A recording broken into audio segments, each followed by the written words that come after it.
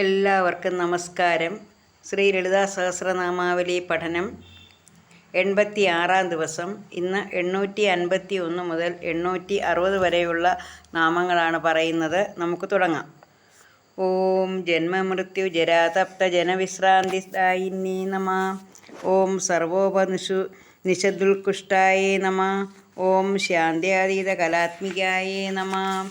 ഓം ഗംഭീരായേ നമഃ. ഓം ഗഗനാന്തസ്ഥായേ നമഃ. ഓം ഗർവിതായേ നമഃ. ഓം ഗാനലോലുപായേ നമഃ. ഓം കൽപ്പനാരഹിതായേ നമഃ. ഓം കാഷ്ടായേ നമഃ. ഓം അകാന്തായേ നമഃ. ഒന്നുകൂടെ പറയാം. ഓം ജന്മ മൃത്യു ജര തപ്ത ജന വിശ്രാന്തിദായിന്യേ നമഃ. ഓം സർവോപനിഷദുൽകൃഷ്ടായേ നമഃ. ഓം ശാന്ത്യ അതീത കലാത്മികായേ നമഃ. ഓം ഗംഭീരായേ നമഃ. ഓം ഗഗനാന്തസ്ഥായേ നമഃ. ഓം ഗർവിതായേ നമഃ. ഓം ഗാനലോലുപായേ നമഃ. ഓം കൽപ്പനാരഹിതായേ നമഃ. ഓം കാഷ്ടായേ നമഃ. ഓം അകാന്തായേ നമഃ. ഇതിൻ്റെ സാമാന്യമായ അർത്ഥം കൂടെ നോക്കാം. ഓം ജന്മ മൃത്യു ജര തപ്ത ജന വിശ്രാന്തിദായിനി എന്ന് പറഞ്ഞാൽ ജനിച്ചാൽ മരണമുണ്ടാകും. അപ്പോൾ അവിടെ മരണദുഃഖം, മരണഭയം ഉണ്ടാകുന്നു. അങ്ങനെ ജനനവും മരണവും ഒക്കെ ആകുലമാക്കുന്നു. ജനിച്ചു കഴിഞ്ഞാൽ എന്താണ്? മരണവും സംഭവിക്കും. അത് മനുഷ്യ മനസ്സിനെ ആകുലപ്പെടുത്തുന്നു. അപ്പം ദുഃഖമില്ലാതെ ആക്കുന്നവളാണ് ദേവി. ഇപ്പോൾ ദുഃഖമില്ലാതെ ആക്കുന്നതെന്ന് പറഞ്ഞാൽ മരണമില്ലാതാക്കുന്നു എന്നുള്ളതല്ല. അങ്ങനെ ആ ഭയത്തെ നീക്കുന്നവൾ. ആ ഭയം നീങ്ങണമെങ്കിൽ ദേവിയോട് കൂടുതൽ അടുക്കണം, ദേവിയുടെ ഭക്തന്മാരാകണം. ദേവിയെ അറിഞ്ഞ് ദേവിയോട് കൂടുതൽ അടുക്കുമ്പോൾ ദുഃഖമില്ലാതാകുന്നു, മരണഭയം ഇല്ലാതാകുന്നു. അങ്ങനെയൊക്കെ ഉള്ളവർക്ക് ഒരു ശാന്തിദായിനിയാണ് ദേവി. അതുകൊണ്ടാണ് ജന്മ മൃത്യു ജര തപ്ത ജനവിശ്രാന്തിദായിന്യേ നമഃ. ഇവിടെ ജന്മം എന്ന് വെച്ചാൽ ജനനം, മൃത്യു മരണം, ജര വാർദ്ധക്യം.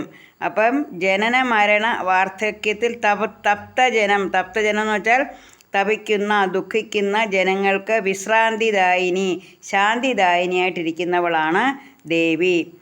ഓം സർവോപനിഷദുൽകൃഷ്ടായേ നമഃ എന്ന് പറഞ്ഞാൽ എല്ലാ ഉപനിഷത്തുകളിലും പറഞ്ഞത് സർവ ഉപനിഷദുൽകൃഷ്ടായേ നമഃ.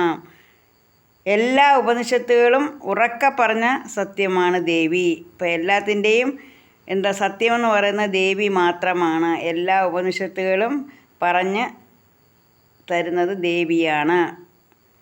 ഓം ശാന്ത്യാതീത കലാത്മികായേ നമഃ. ശാന്തി എന്ന പരിനിർവാണം ഒരു കലയാണ്. ആ കലയോട് കൂടിയവളാണ് ദേവി.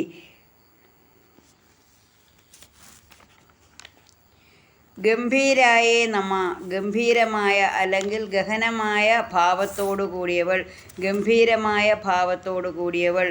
ഗഗനാന്തസ്ഥായേ നമഃ. ഹൃദയാകാശത്തിലാണ് ചിത് സ്വരൂപം. അതായത് നമ്മുടെ ഹൃദയാകാശത്തിലാണ് ദേവി ഇരിക്കുന്നത്. ചിത് സ്വരൂപിണിയായ ദേവി ഇരിക്കുന്നത് നമ്മുടെ ഹൃദയത്തിലാണ്.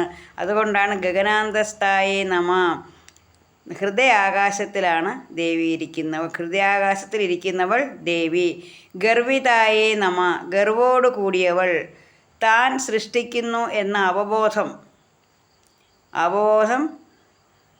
ആ ഒരു അഹന്ത ഉള്ളവൾ, അതാണ് ദേവി. ഗർവോട് കൂടിയവൾ, ഗർവിത. ഗാനലോലുപായേ നമഃ. സംഗീതത്തെ അത്രയധികം ഇഷ്ടപ്പെടുന്നവളാണ് ദേവി. അപ്പം ഗാനലോലുപ, സംഗീതത്തെ ഇഷ്ടപ്പെടുന്നവൾ. നമുക്കറിയാം, നവരാത്രി കാലത്ത് കൂടുതൽ സംഗീതജ്ഞന്മാരാണ് ദേവിയെ ഉപാസിക്കുന്നത്, ദേവീ ഭജനം നടത്തുന്നത്. എല്ലാ ദേവീ ക്ഷേത്രങ്ങളിലും സംഗീത കച്ചേരിയും ഒക്കെ ഉണ്ടായിരിക്കും. അതുപോലെ തന്നെ നവരാത്രി കാലത്ത് ഈ സംഗീതമാണ് കൂടുതൽ എല്ലാവരും അരങ്ങേറ്റമൊക്കെ നടക്കുന്ന സംഗീതകലകളാണ്.